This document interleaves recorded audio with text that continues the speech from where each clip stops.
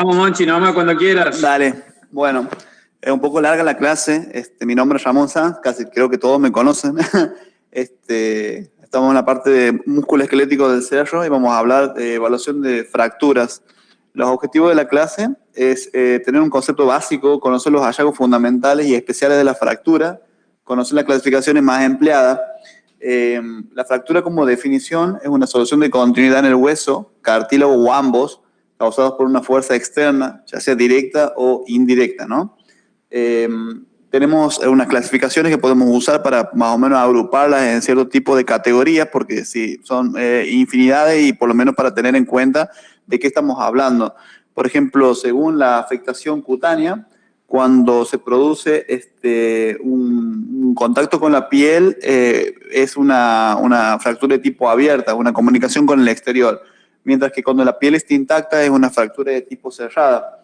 Aquí en un ejemplo vamos a ver una luxación tibia astragalina con el contacto de parte blanda de la parte distal de tibia y eso hace que tenga contacto con el exterior, ¿no? Bueno, entre tantas cosas provoque riesgo de infección y con todo lo que complica a la esterilización del hueso, ¿no?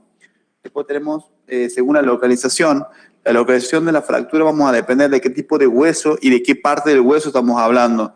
En un hueso pediátrico tenemos cartílagos de crecimiento, que son la placa epifisiaria, y después tenemos como, en este ejemplo del fémur como hueso largo, tenemos una cabeza, que sería el epífisis, la metáfisis, la prominencia, que es el trocánter mayor, el trocánter menor, diáfisis, que es una diáfisis proximal, media y distal, otra vez la metáfisis, pero esta vez es distal, la placa de crecimiento, que es la placa epifisiaria, y la epífisis distal.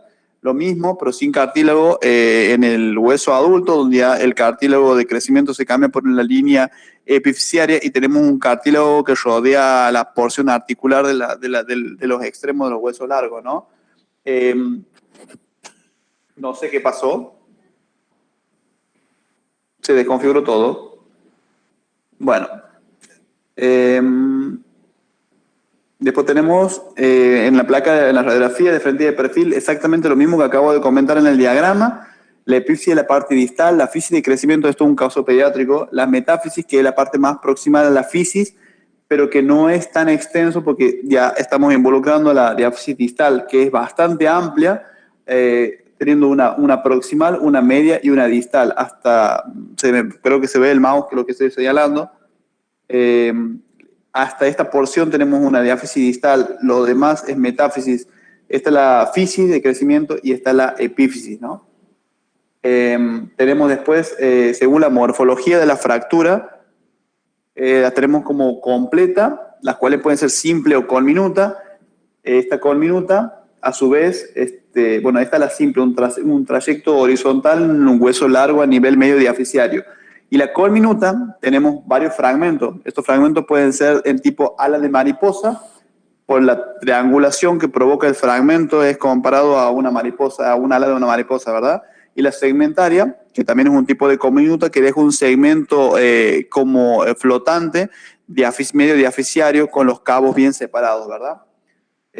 Después tenemos en la parte que es incompleta, tenemos la completa, ¿verdad? Y la incompleta se da en los niños más frecuentemente, es la deformidad elástica, el toros y el tallo verde. Y lo que sería en el adulto una fractura incompleta es lo que se llamaba antes fisura y ahora se llama fractura de trayecto incompleto. Y como ejemplo tenemos la deformidad elástica, que es la incurvación del hueso largo sin compromiso de las superficies corticales, solamente provoca la angulación. El torus, que es una prominencia de la cortical sin tener una extensión endomedular, y el tallo verde, que se provoca la incurvación, pero asociado a una disrupción de una de las corticales del hueso largo, ¿verdad? O sea, una cortical que queda indemne y la otra con un trayecto de fractura incompleto. Este grupo también tenemos que involucrar a la clasificación de Salter-Harris, que es una clasificación en los pediátricos, en los huesos largos de los pediátricos solamente, donde tenemos el tipo 1, que es la separación, el tipo 2 y 3 compromete la metáfisis y la fisis, al revés la epífisis y la fisis en el 3, el 4 es una de las más complicadas, que provoca compromiso de la metáfisis, fisis y epífisis. Esta también involucra, al igual que la 3, la superficie articular y hay que evaluar correctamente en caso de necesitar una cirugía que no provoque pseudoartrosis. Y la más grave de todas es la tipo 5, que es la más difícil de ver en la radiografía, y se provoca el colapso de la placa fisiaria con el consiguiente detención del crecimiento, ¿verdad? Esa es la complicación más frecuente. Como morfología tenemos un par de ejemplos, por ejemplo, una fractura de trayecto completo simple a nivel de lo que sería diafisiaria distal del quinto metacarpiano. Tenemos una fractura de tipo impactada y colminuta e interarticular del extremo distal del radio sin desplazamientos. Después tenemos otra fractura que esta sería, no sé si alguien quiere opinar, la verdad que yo no puedo ver el chat, pero... Bueno, este es... No te hagas problema, Monchi. Te avisamos. Vos botoneame todo, Rodri. Después tenemos una fractura que es colminuta, que es una fractura de tipo segmentaria, dejando este segmento flotante medio diafisiario, ¿verdad? Y en lo que sería en el adulto, una fractura de trayecto incompleto, que es la base del quinto metatarsiano. Aquí hay que diferenciar lo que es una fractura de trayecto incompleto en la base de lo que es una avulsión del extremo donde se inserta el tendón peroneo corto y de lo que es un os no osificado, que es más bien una localización entre el trayecto más frecuente de fractura que es en la base y el extremo distal de las avulsiones, una fractura de Jones. En la morfología de los pediátricos tenemos una fractura en tallo verde, que es una disrupción de una de las corticales, que en la placa de perfil vemos cómo hace una gran incurvación el tallo verde, ¿no? Bien. Después tenemos la fractura típica del extremo distal del radio, que es la fractura de torus, que es un compromiso, así se clasificaría como se caracterizaría como una disrupción de la superficie cortical a nivel metáfiso diafisiario distal del radio, y eso es una fractura de torus. Después tenemos según la dirección de la línea de fractura. Según la dirección tenemos transversa, oblicua, espiral y longitudinal. O sea, simplemente estamos hablando de una fractura de tipo completa, pero en las direcciones en las que se extiende, ¿no? Un ejemplo sería una fractura medio diafisiaria de la tibia, que sería de trayecto espiroideo, ¿verdad? Después tenemos que según la alineación de la fractura, tenemos que sí o sí tener en cuenta, y esto es muy importante, esto es uno de los puntos a que cuando vuelvan a clasificar o caracterizar una fractura, lo que sí o sí se tienen que llevar es que se tiene en cuenta el cabo distal, y esto según la posición anatómica del cuerpo humano como norma. Lo que es medial es medial, lo que es distal, tal cual como es la ubicación del cuerpo humano, y teniendo en cuenta siempre el cabo distal. Y eso va a responder un montón de preguntas a la hora de estar informando, ¿no? Bueno, en estas fracturas también vamos a involucrar a lo que es por impactación, con depresión de la meseta tibial, o por compresión de los cuerpos vertebrales, que es un tipo de fractura en la alineación de desplazamiento por impactación, ¿no? Bueno, volvemos a los ejemplos. Lo que tenemos como una alineación, tenemos rotación externa e interna, que es el mecanismo lesional. En este caso, por ejemplo, en la rotación interna, siempre el extremo distal va a quedar fijo contra el piso en este caso y va a rotar la parte del tronco. Y obviamente que el pie va a quedar mirando para afuera y viceversa. En la rotación externa va a pasar todo el mecanismo opuesto y el pie va a quedar mirando para adentro. Es fácil verlo en el examen físico porque el pie va a dirigir hacia dónde está rotado, hacia dónde no, que es mucho más simple para el anamnesis que verlo en una radiografía, ¿no? Después tenemos la deformidad en bayoneta, que es el cabalgamiento de los extremos, y lo que se llama distracción. La distracción es la separación de los cabos. Vamos a dejar el término de diastasis solamente para la sínfisis y para la sindesmosis. Los demás cabos se distraen, o sea, tienen distracciones, para que no haya confusiones. Otra forma de alineación es el desplazamiento medial y lateral.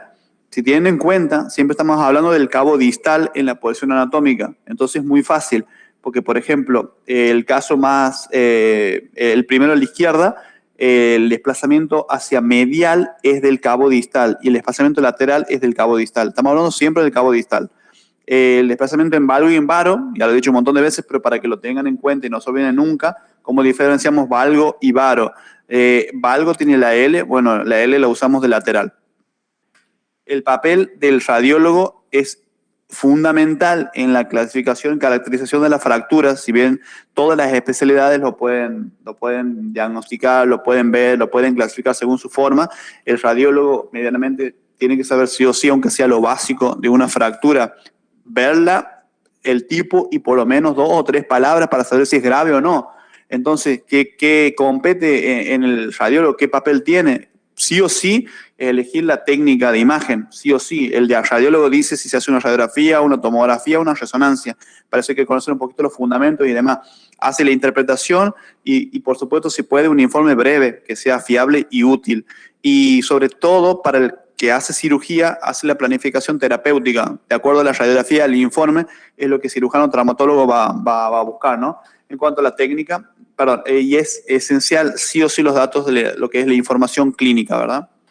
La técnica, vamos a tener la radiografía, tomografía, resonancia y eco, todo lo que hacemos a diario.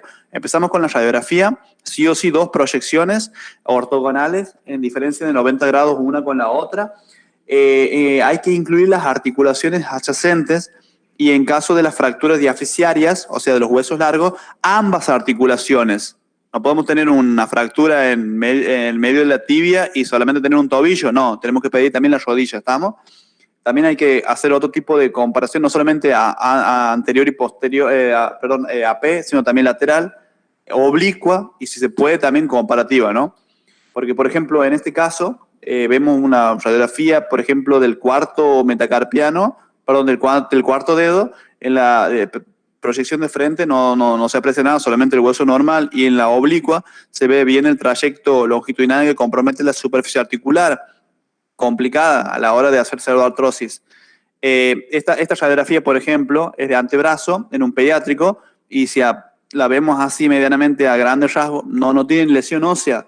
Se ve bien panorámicamente que no está desplazada ni nada de eso, pero si hacemos correctamente la aplicación del foco a nivel de lo que es el codo, vamos a ver cómo hay un trayecto de fractura no desplazada, una fractura supracondilia, ¿no? Bien, después tenemos las tomografías, lo que es la reconstrucción multiplanar y la valoración de la extensión articular hace que sea demasiado bueno este método como para dejar de usarlo, ¿no? Hay que también saber que puede dar mucha información a la hora de saber la cantidad y el desplazamiento, el número de fragmentos y el desplazamiento en las fracturas complejas.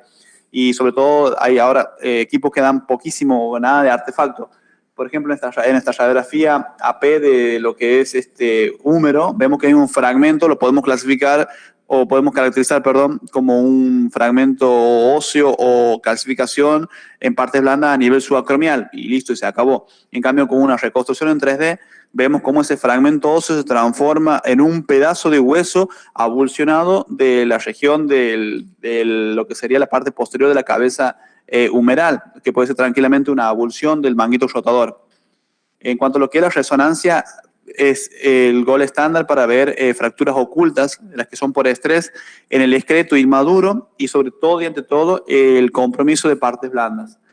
Por ejemplo, en esta resonancia de pie en un T1 oblicuo lateral, vemos con dificultad, pero vemos que hay un trayecto hipodenso ahí en el hueso cuboides, que no es del todo tan claro, pero en cambio, cómo se manifiesta en un STIR, cómo se ve bien el edema del endomedular con el trayecto ya un poco más graficado del hueso cuboide, una fractura que pasa desapercibida tanto en la tomografía como en la radiografía, ¿no?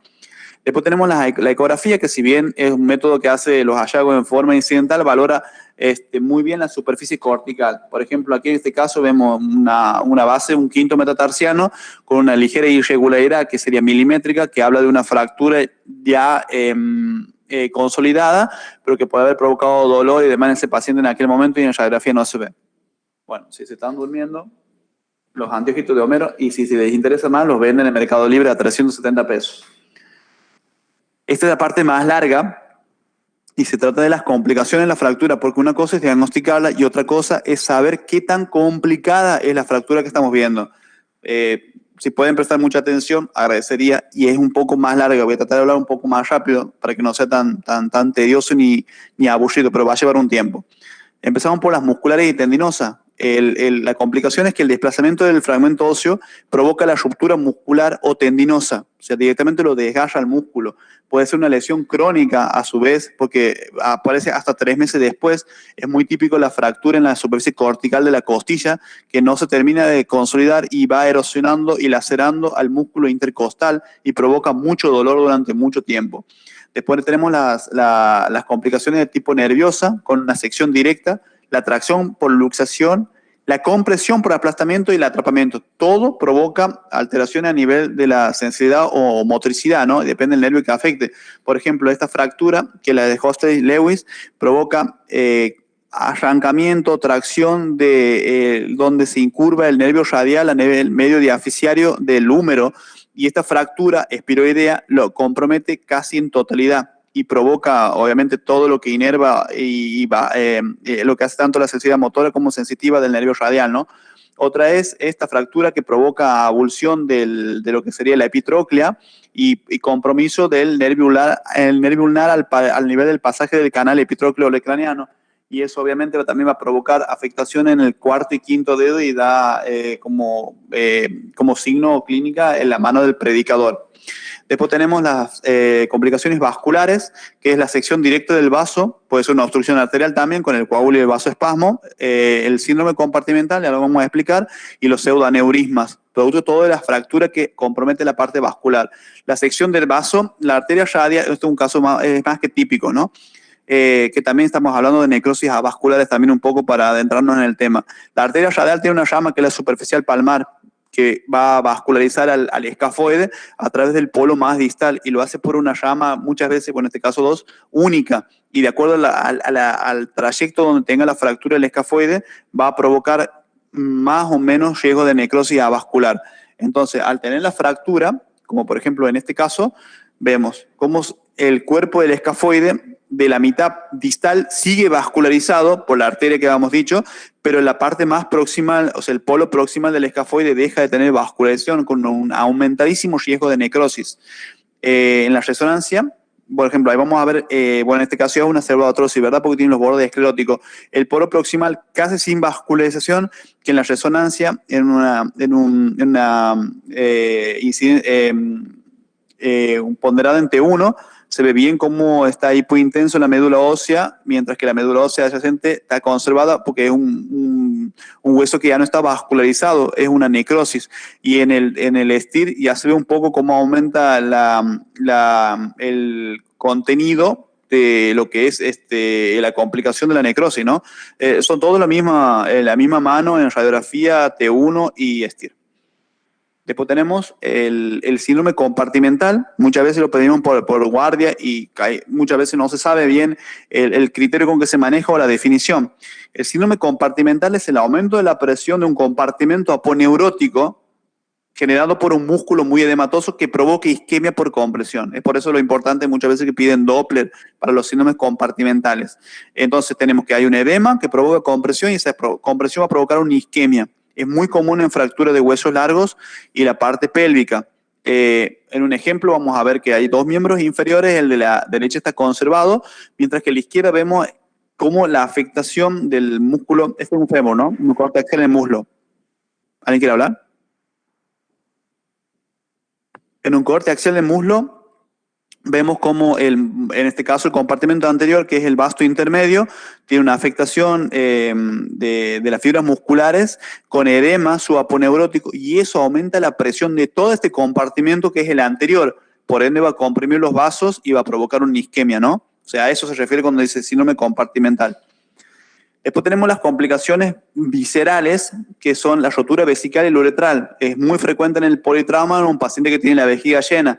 Lo que es la llama iliopúbica e isquiopúbica, al fracturarse y estar la vejiga bien llena de líquido, provoca la impronta contra la pared, la ruptura y el vuelco del contenido de la pelvis, ¿no? Que es bastante común, la ruptura vesical en un traumatismo con la vejiga llena.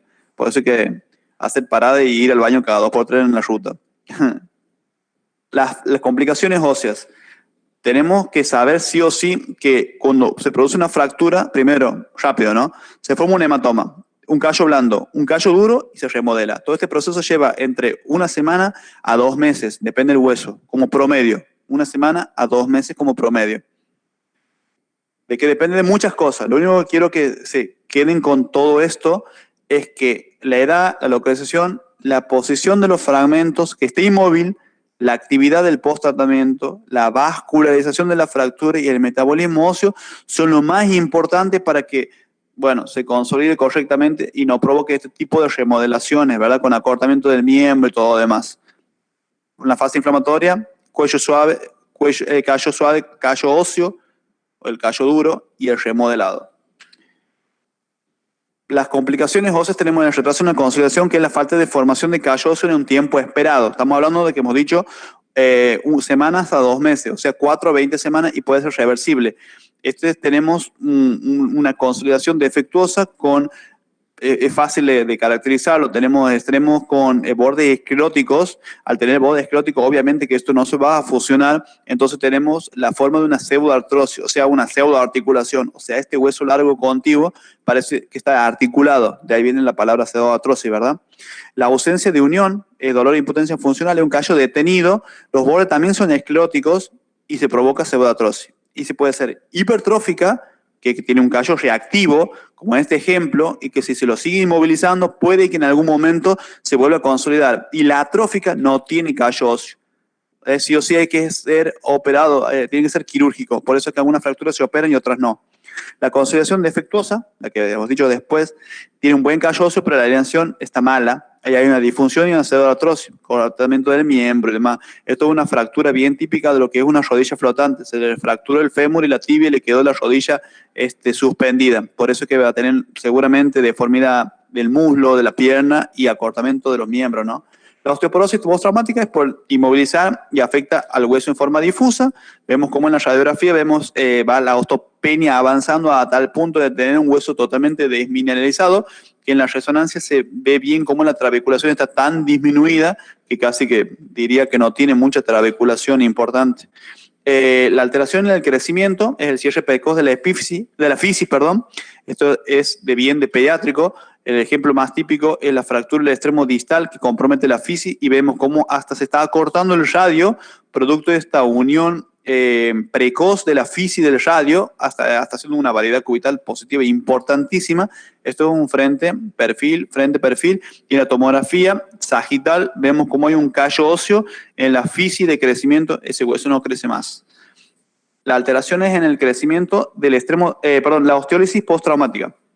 Se da el extremo distal de la clavícula, bien frecuente, postraumática, 3 semanas y años después del trauma. El extremo distal del cúbito también se puede dar, igual que en el pubis, sin fractura previa, es por las avulsiones en las tendinosis.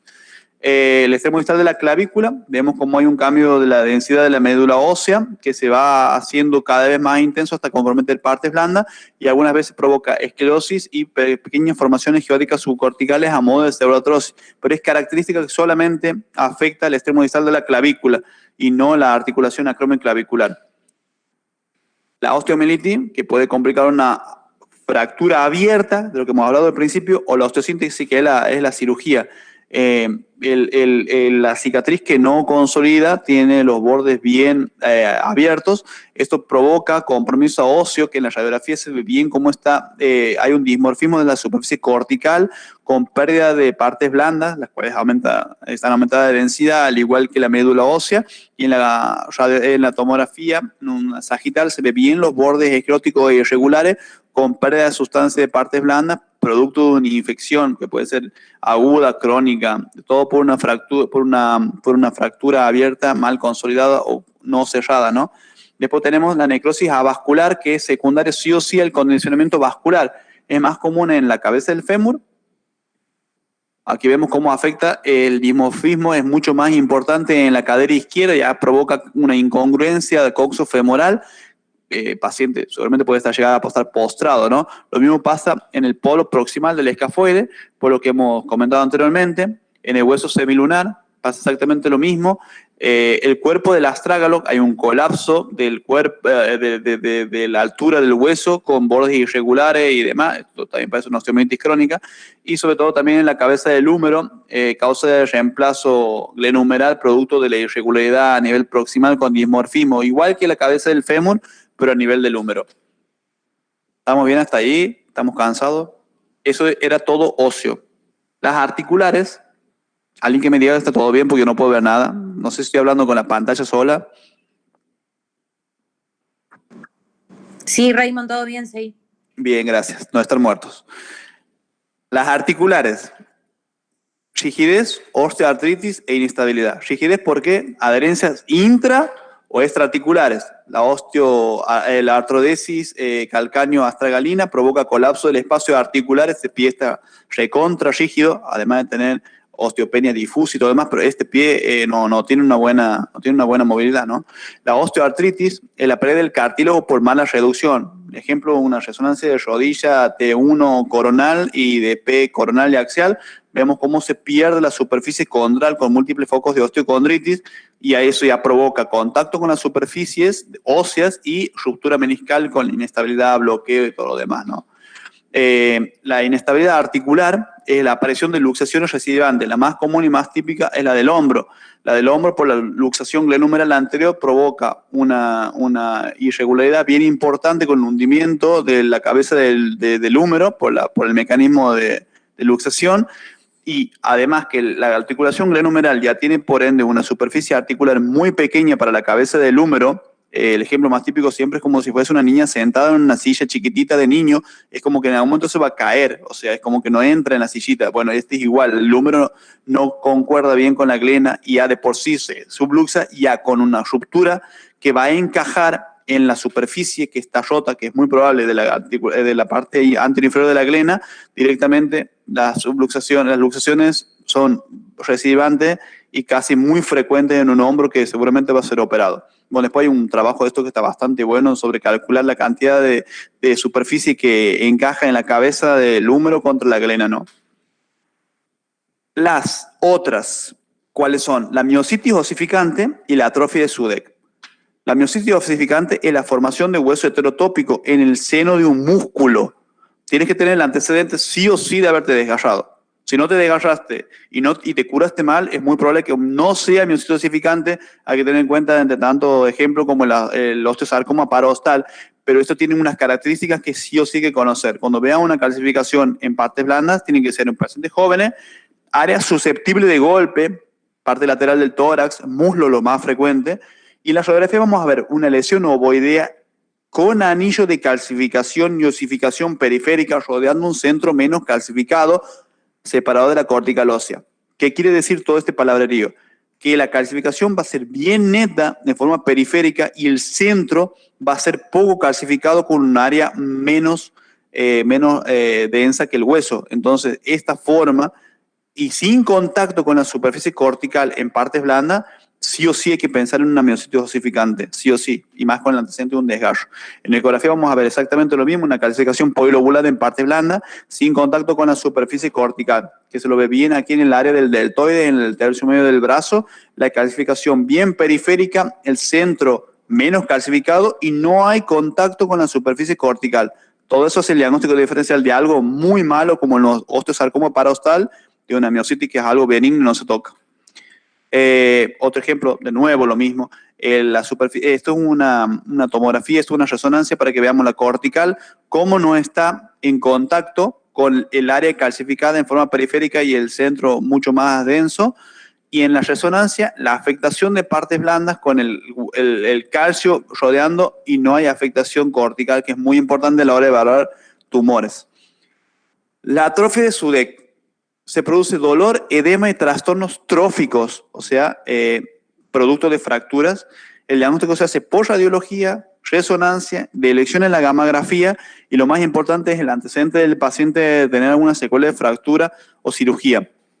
Lo único que voy a decir de gammagrafía son dos palabras, que las fracturas se empiezan a ver desde las 48 horas después de que no se vea ningún otro método hasta 2 años. Si es un paciente de más de 65 años, pueden pasar más de 2 años y todavía sigue captando ese foco, o sea, sigue siendo de hipercaptante esa fractura en un paciente de más de 65 años, así que ojo ahí con las metástasis o los tumores.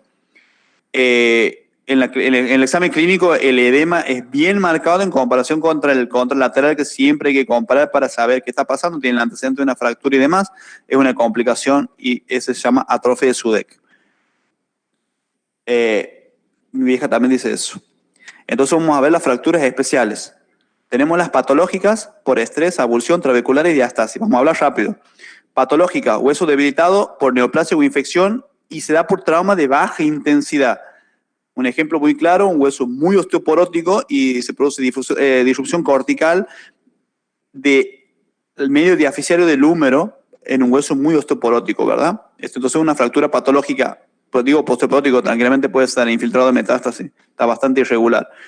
La por estrés, esto es un concepto, fuerza de repetición en un hueso normal o anormal. Por insuficiencia, carga normal en un hueso débil.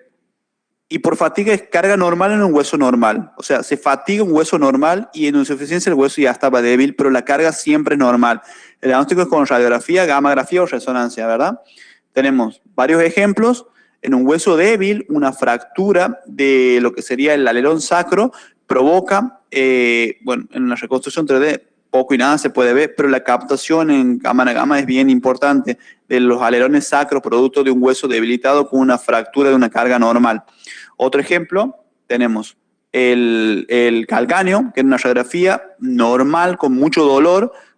Se hace una resonancia en axial de P, se ve un trayecto hipointenso paralelo a la superficie cortical, que en la secuencia T2 se puede ver una línea hipointensa, en una secuencia T1 otra línea, de P con saturación grasa, también la misma línea hipointensa, que en este lugar es muy frecuente la fractura trabecular, o sea, un hueso normal con una carga normal, o sea, pacientes que corren, por ejemplo, en los atletas, en los militares, largas caminatas. Después tenemos otro tipo de ejemplo, en este caso, el segundo metatarsiano, casi siempre afectado en los corredores. En la radiografía se va a ver normal, aunque algunas veces se puede ver un pequeño callo óseo. En la resonancia sagital, el edema, o sea, hipointensidad de médula ósea con la cortical un poco engrosada, que se ve mucho mejor la reacción perióstica con el edema en el STIR, en sagital. El coronal también se puede ver el compromiso de partes blandas con la reacción ósea, y en este corte exactamente lo mismo. Todo habla de una fractura trabecular en un hueso normal por una carga normal, corredores sobre todo, insisto con eso. Otro ejemplo, las pacientes, las mujeres corredoras, muy común dolor de cadera, ecografía, todo normal, no tiene líquido, no tiene bursito, no tiene nada. Ejemplo a tener en cuenta, un paciente corredor, delgada, mujer, las fracturas en la transición entre el cuello y la cabeza, o sea, en la parte de extremo proximal del fémur, casi siempre, si continúa con el dolor de todos los estudios normales, una resonancia para una fractura oculta, no puede dejar de pedirse, ¿sabes? Otro tipo de fracturas son las avulsiones en pacientes jóvenes, y sobre todo joven porque tiene la apopsis no consolidada. Entonces se produce un arrancamiento de la inserción tendinosa, radiografía, tomografía y resonancia como método de diagnóstico. Esto es una radiografía AP de cadera derecha. Tenemos la fractura avulsión del troquín. Si tenemos una fractura avulsión del troquín, siempre hay que ampliar el estudio para descartar un proceso neoplásico, porque esa fractura casi jamás es espontánea ni mucho menos benigna. Fracturas trabeculares son secundarias a trauma directo, es el impacto entre huesos adyacentes o mecanismo de tracción. ¿Qué son las fracturas trabeculares? Es el edema, es la contusión de la médula ósea. Y el diagnóstico, resonancia, tomografía y radiografía, siempre, casi siempre normal. Y vamos a ver que en la radiografía, normal, poco y nada. En la tomografía, normal, poco y nada, lo único que se puede ver es el edema suprarrotuliano, pero en la resonancia se puede ver cómo provoca edema endomedular subperióstico producto del arrancamiento del tendón o lo que sea que haya provocado aquí esta porción, porque esto es un coronal de resonancia en DP, ¿no? En la rótula. Después tenemos otro ejemplo, perdón. No se ve nada en la radiografía en el platillo tibial medial, la superficie cortical disrupcionada en la tomografía coronal, y en la coronal resonancia se ve bien intenso, casi que cachetea el edema con el trayecto de fractura. Es muy importante hacer una resonancia en este tipo de dolores de fracturas que no se ven en otros métodos. Habíamos dicho al principio que la diastasis y la separación entre los huesos, normalmente unidos, o sea, pubis y syndesmosis tibio-peronea. Para eso es la diastasis, ¿no? El término. Bueno, esto lo puede ver cualquiera, o sea, hasta yo lo he visto, y creo que Steve Wonder también, y tampoco he visto Star Wars a pesar de eso. Tenemos que la mayoría de las veces, eso son otros conceptos para tener en cuenta y para llevar a la casa. Una fractura de la apófisis transversa de L4 o L5, siempre evaluar la articulación sacroiliaca homolateral en comparación con la otra, obviamente, porque es muy probable que esta apertura sea una fractura, al igual que la separación aquí de la diastasis de la sínfisis del pubis, ¿no? Siempre que haya una fractura aquí, evaluar la articulación sacroiliaca y la sínfisis del pubis, como deber para la casa. Hay una apertura muy ínfima, 6 milímetros, pero en comparación con la contralateral que no tiene absolutamente nada, es muy probable que también tenga una afectación en la sínfisis del pubis. Sí o sí, recordar eso. Las fracturas por localización son un montón, vamos a hablar de todas, cada una, ejemplificando cada huesito y cada cosa. No, mentira.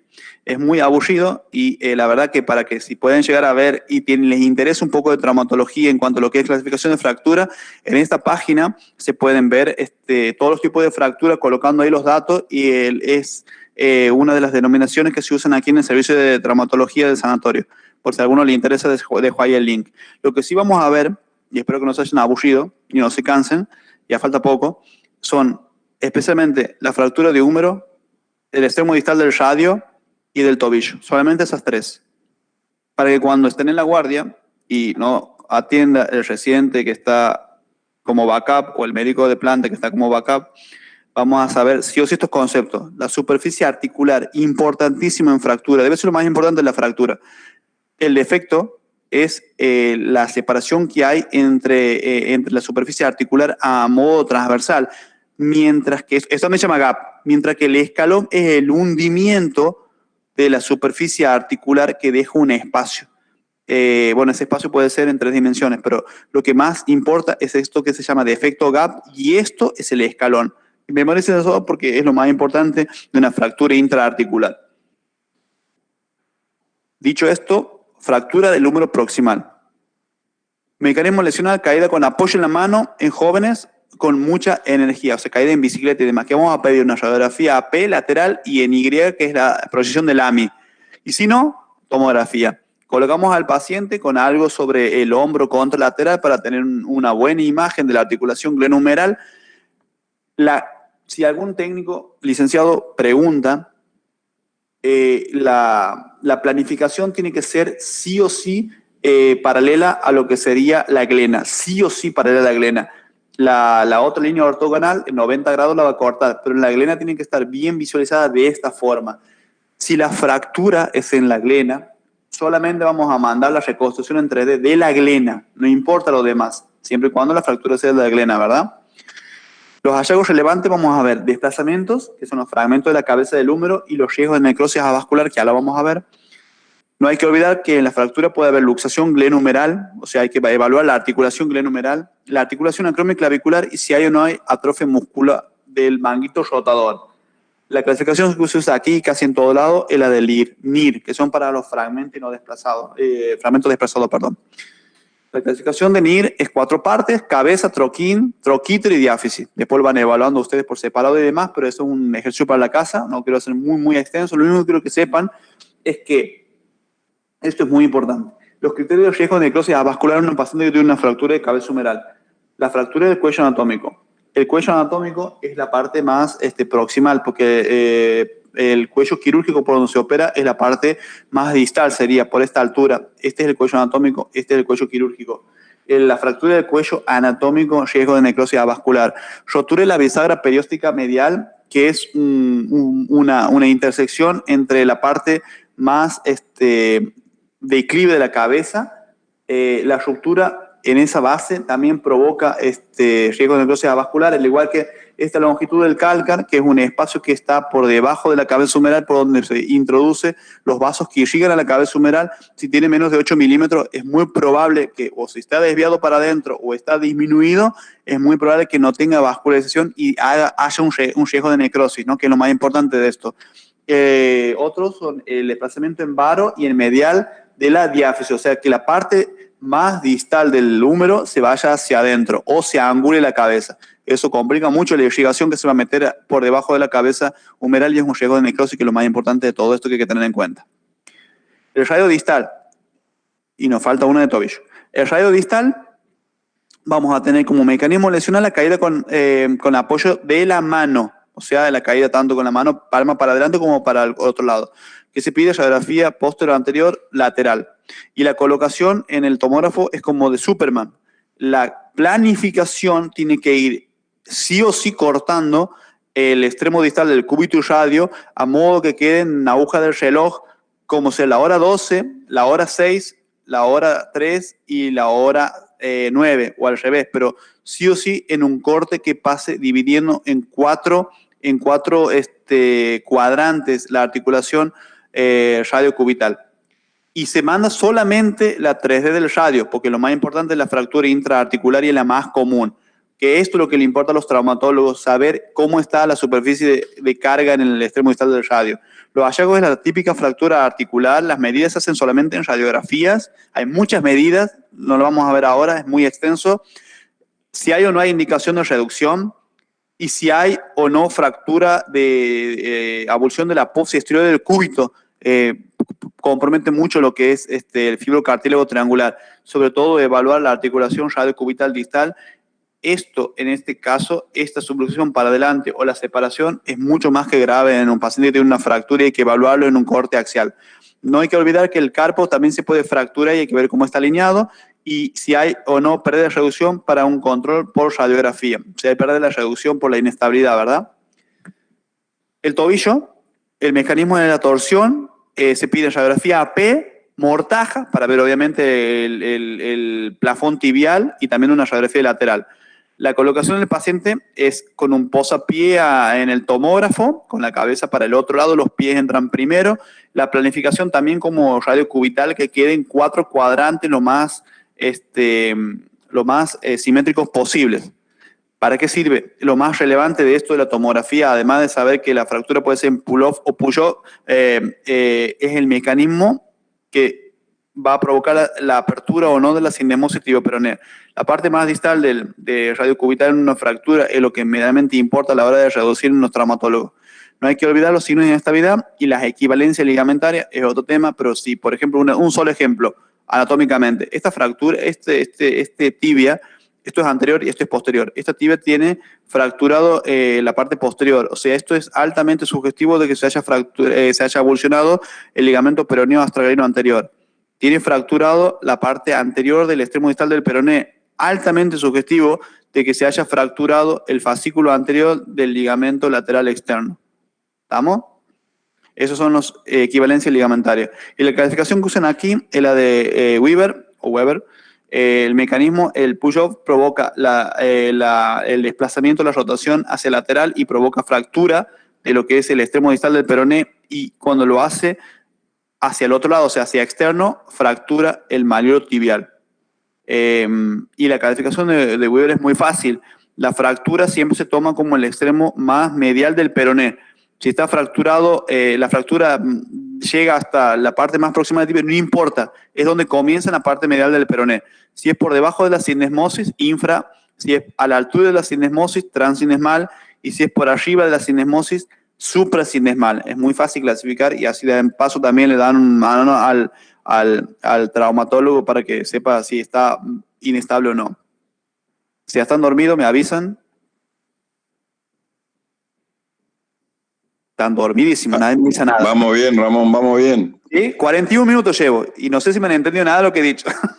Sí, todo bien, perfecto. Dos palabras. Sí.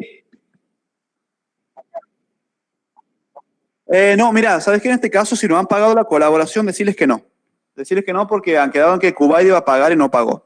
Ahí me está llegando que no están los Bitcoin depositados. Pocas palabras nos quedan y no quiero que se aburran porque eso sí ya terminamos. Solamente terminología del traumatismo articular, solamente terminología.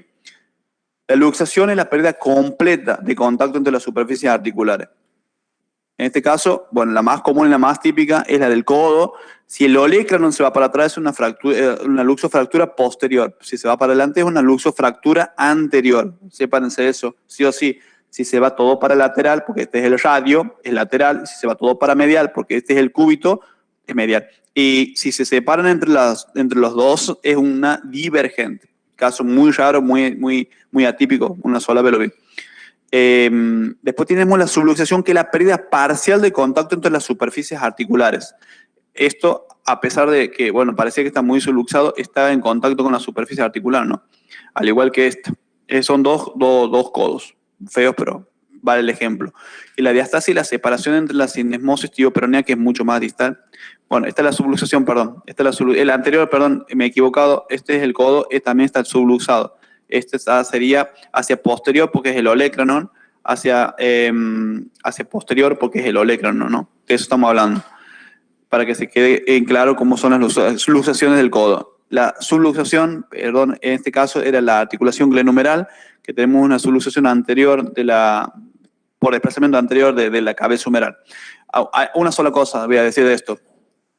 Cuando veamos una radiografía y no sepamos si la cabeza del húmero está encajada, si está por delante o está por detrás, primero, si está completa visualización de la glena, o sea, se ve perfecto la glena sin interposición, esta es una fractura glenumeral posterior, infrecuente. Y si hacemos una I de LAMI, la apófisis coracoide marca la parte anterior de la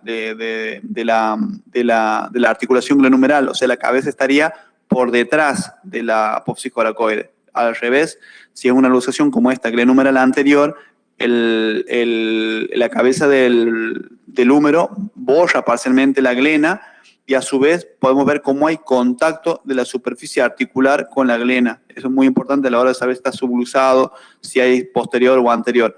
Y otra vez digo de nuevo, esta es la apófisis coracoide. Si ve referencia en la radiografía, está aquí. Si en la Y del AMI está por delante, está con la coracoides, es una luxación glenumeral anterior. Si está por detrás, es posterior, para que lo practiquen después. Bueno, esta era sinesmosis tibioperonea, que se llama espacio claro medial. Tenemos el espacio tibio astragalino, el espacio superior tibio astragalino.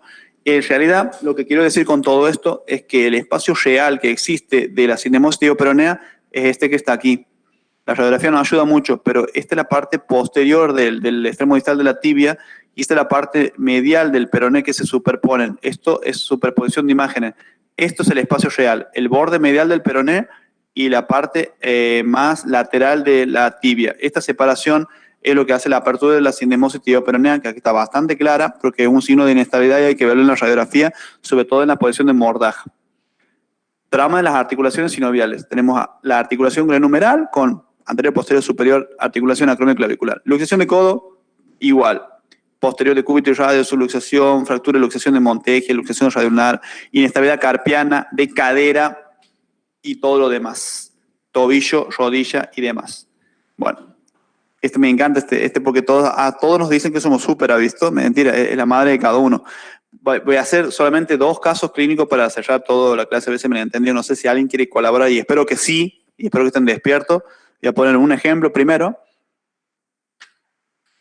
El ejemplo va a ser el fémur. ¿Alguien se anima a describir que tenga micrófono? Habilitarlo a uno, Germán.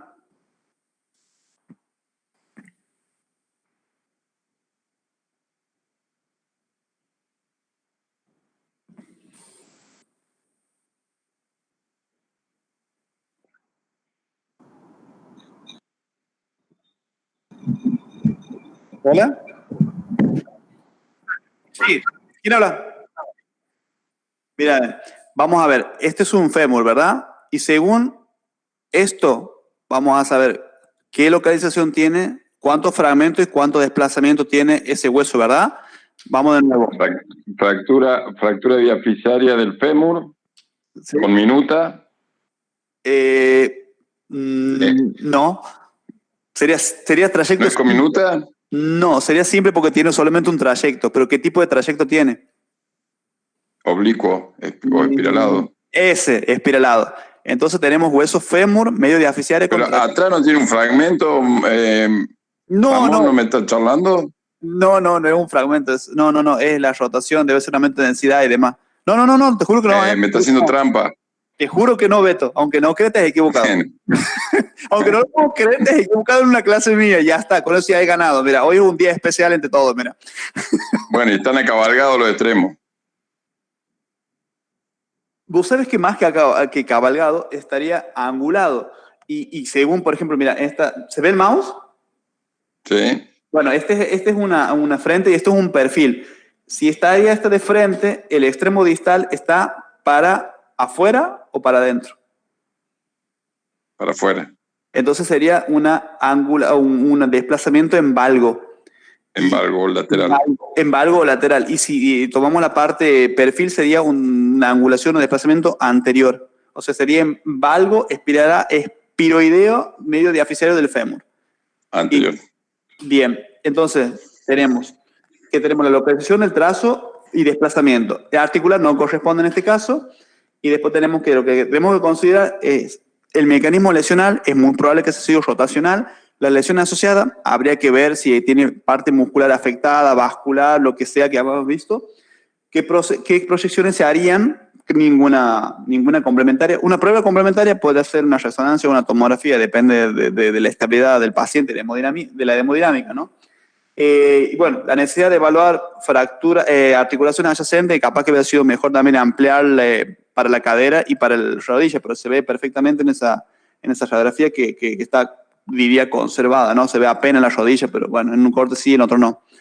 Bien, otro ejemplo, y este es el último, ya no los molesto más. Este es yo lo voy a decir, o sea, yo lo leo aquí en el recuadro, y por ejemplo decimos que es afectación de qué hueso.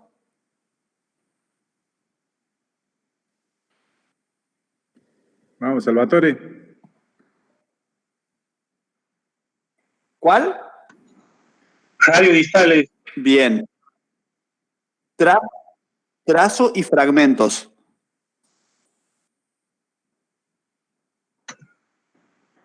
Y yo diré que oblicuo y un solo fragmento, che, por lo que veo ahí. Y puede ser también con minuto. No lo veo, pero bueno, sí. Bien, escucha. ¿Hay desplazamiento? Sí. ¿Hacia dónde? Hacia volar, digamos. ¿A dónde? Hacia volar, digamos, ¿no? Como viendo el perfil. Acuérdate la posición anatómica. Posterior. Dorsal. Claro, es la posición anatómica siempre, y esa sería la parte más distal, sería del hueso, sería el carpo en este caso, está hacia dorsal. Bien. Bueno, dorsal. Esto sí afecta a la superficie articular. Entonces sería una fractura de tipo intra o extraarticular. Interarticular. Perfecto. Y hay en la superficie, escucha esto, hay hundimiento, hay escalones, hay gaps.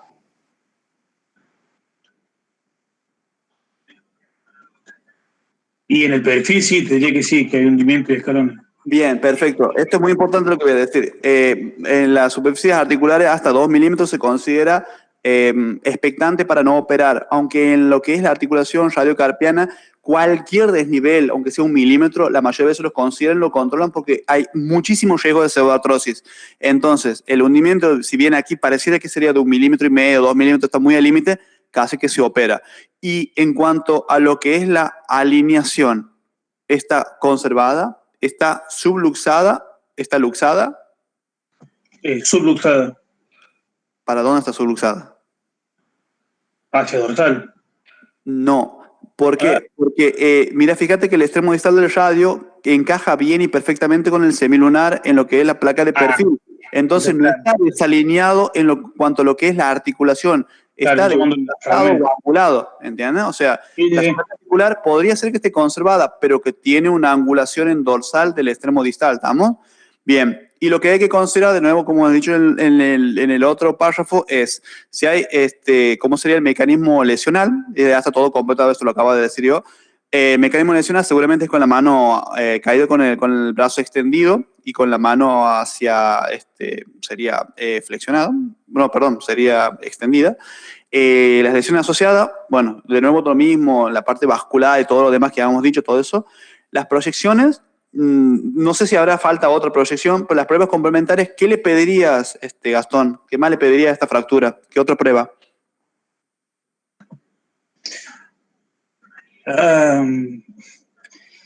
Te tiro un dato, una reso para ver partes blandas o una tomografía. Bien, una tomografía, porque evalúa perfectamente la superficie articular y es lo mejor para ver la cortical, así que sí. Y la necesidad de evaluar proyecciones adyacentes, y sí, habría que haber hecho una proyección a nivel proximal en el codo. Sí o sí, vean una fractura de mano algún momento o alguna vez, si alguien le pregunta qué más, y bueno, veamos la evaluación del codo, porque es muy probable también que se haya subluxado o se haya roto la cabeza del radio y demás. ¿Estamos? O sea, es muy frecuente que cuando caigan con la mano así, se rompan todo. Bueno, jefe de servicio Diego Cabral, el jefe de departamento del doctor Rodrigo She, médico de staff somos yo, Mauri y la Agustina. Ahí dejamos el mail, lo que es el Instagram y muchísimas gracias por haberme atendido todo este tiempo. Muy bien, Moncho. Muy linda clase, ¿eh? Te felicito. Gracias, gracias. No, gracias a ustedes por escuchar. Había un poquito de delay con los subtítulos, pero creo que se entendió bien. Sí, el wifi aquí en tu oficina no está muy del todo tan lindo. No te pongas tan cómodo ahí, ¿no? Y ya te acomodo todo, te digo, hasta le comí los caramelos que había aquí. ¿Alguna pregunta? ¿Alguien me quiere comentar algo? ¿No dije eso? No, muy buenas felicitaciones, Ramón. Muy explicativa. Gracias, Beto. Se ve que le ha dedicado mucho estudio y mucha investigación. Así que estamos... Gracias. Buenísimo, Moncho, la clase. Gracias, papá, gracias. Bueno, muchos halagos. Una crítica estaría bueno. Bueno, lo mejor de todo es que no tenía que ser tan chupa media de ponerle Instagram, boludo. Eso ya es mucho. ¿Cómo que no? Botón. Más seguidores botón. somos mejor. Mirá, hermoso queda ahí. Mirá, Botón. Mirá, hermoso quedó. Mirá, bello ahí con los nombres nuestros. Faltó una foto con el nuevo corte de pelo. No, ¿sabes qué? Se rompe la cámara.